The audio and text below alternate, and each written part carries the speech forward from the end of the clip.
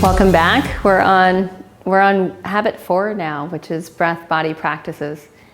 And before we go there, I just want to talk a little bit about my path and why I wrote this book. I was practicing as an Ayurvedic practitioner and teaching as a yoga teacher, first in the Iyengar method and then in the Anusara method. And along the way, I found that as people were coming to me as an Ayurvedic practitioner, usually my yoga students, they were looking for some really specific information to help them with their health issues, whether it was like trouble getting pregnant, or it was chronic joint pain and inflammation, or it was irritable bowel syndrome, or it was helping manage their symptoms with fibromyalgia, or whatever. You know, the diversity of a general practitioner, a general holistic practitioner was my client base.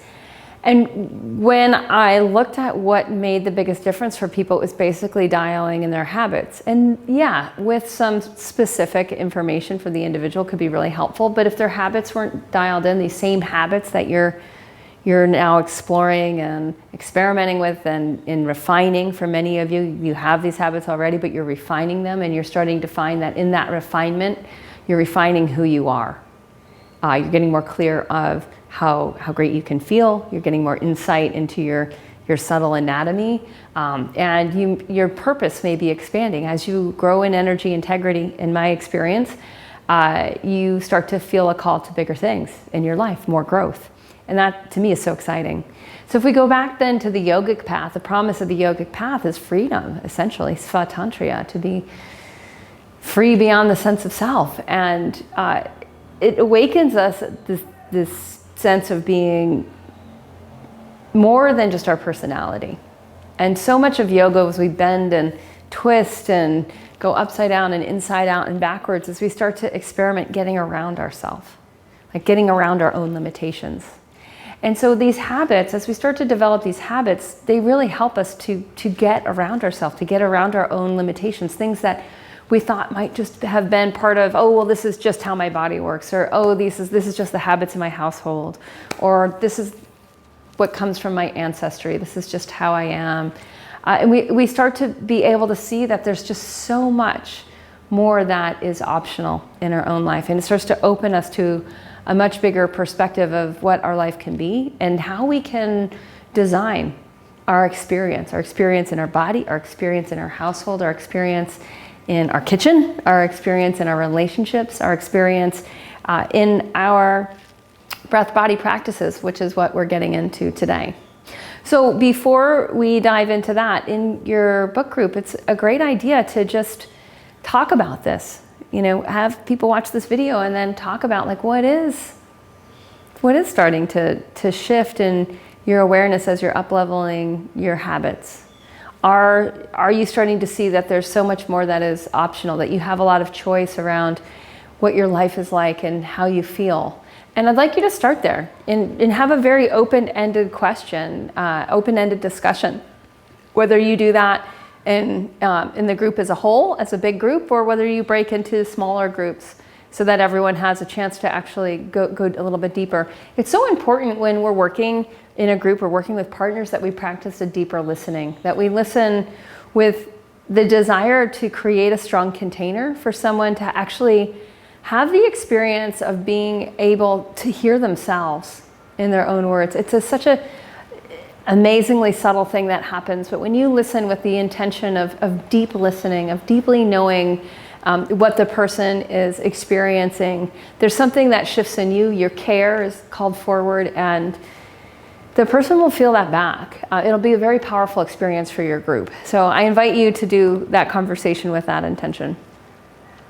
All right, and on to breath body practices. So I love this. I've always been an athlete. So for me, the idea of not exercising is torture. But I know for many people, the idea of exercising, especially in the morning, every day, is torture. So I just want to make room for everybody in that experience. And I'm going to talk about some of my personal breakthroughs with breath body practices and why this isn't like just yoga practices, even though this is a yoga and Ayurveda centric book. What I have found over time is having diverse ways of moving in my body that are evolving with my needs, my physiological needs, but also in terms of like how old I am and what my body needs at this stage in life, but also with just my greater, more general needs with like, am I working more of a desk job this month, or am I traveling on airplanes a lot, or am I spending a lot of time with my kid and able to,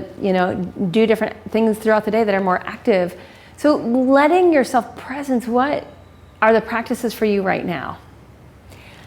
And just to, have a conversation in your group about that. Like, hey, how are your workouts, or whatever you want to call them, how are they serving you? And what's what's outdated? Like, how do you want to feel next? And then starting to see like, okay, from that, what changes do you want to make now? So for me, one of the things I realized, and it was a few years ago, I was doing a lot of yoga, and I wasn't doing as much cardio or weight stuff. I was doing a lot of weight bearing within yoga. And I started to just add a lot of just tactical body weight movement, TBT. I added a little bit of CrossFit. I added some functional movement, which is like where you get pretty primal movement. You can Google it if you don't know what those things were. I started to really diversify and bring my yoga into that, and came up with a much more creative practice.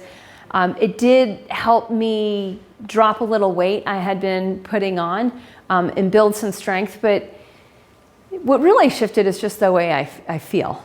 And it opened up an exploration for me of like, what's right for me right now.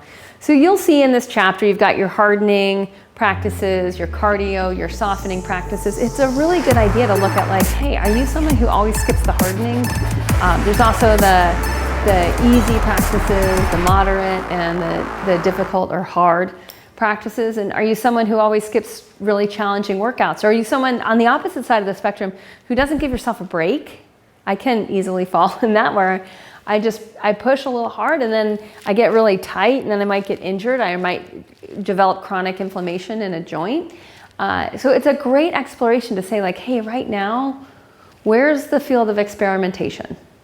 For you and your book groups to do that, have a conversation about it, maybe do a reflection exercise. You can also use your time in your book group to pull out your workbook and to actually fill out the same worksheet together. That can be a great way to have everyone just work on the same thing at the same time, and then bring that back for the next week.